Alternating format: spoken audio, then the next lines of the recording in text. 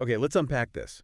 You hear about so many startups, brilliant ideas even, that just fizzle out. Perfected in a garage, maybe, but nobody actually wanted them. Exactly. And that's where this whole lean startup idea comes in. It kind of flips the script, doesn't it? It really does.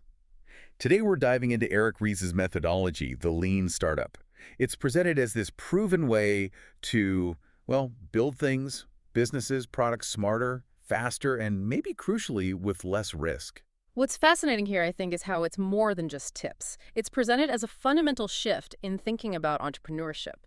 So our mission today is really to pull out the key insights, see how this framework helps innovators test their ideas, avoid those common face plants, and really up their chances of success. Right, and it's not just for, like, tech unicorns in Silicon Valley. The sources really emphasize that. Ries challenges that old way, build it perfectly in secret, then big reveal. He absolutely does. Instead of spending ages on something that might be right, the idea is you approach it more like a scientist, running experiments constantly. So what does that actually look like in practice, this scientific approach? Well, it moves away from the big, scary, irreversible launch. It's all about continuous, rapid iteration. The core engine is this build, measure, learn feedback loop. That's the heart of it. Build, measure, learn, okay. Yeah. So you build a really simple, basic version of your idea, the famous minimum viable product, the MVP. Right, the MVP. Heard that term a lot. Then you measure how real customers actually use it, interact with it, and the crucial part, you learn from that real-world data to decide what to do next. Build again, maybe change direction. I think that MVP concept is so powerful, but maybe easily misunderstood. It's not just code for release a buggy product, right? Definitely not. That's a key distinction the sources make. It's the smallest possible experiment you can run to test a specific risky belief you have about your idea. Ah, okay. So it's laser focused on validating one assumption. Exactly. It's about getting genuine customer insight quickly, not just pushing something half-baked out the door.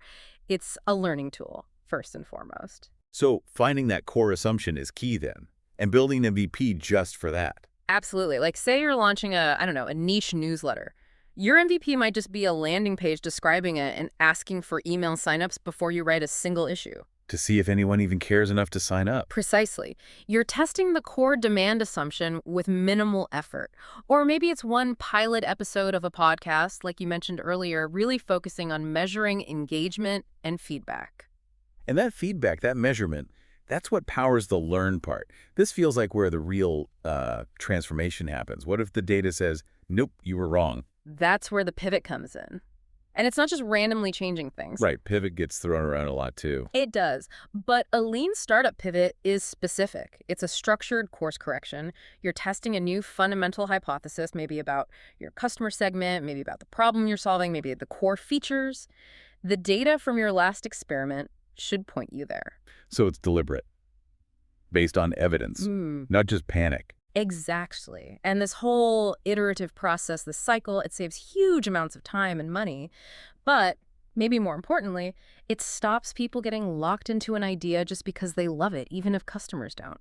It makes innovation about testing, not just vision.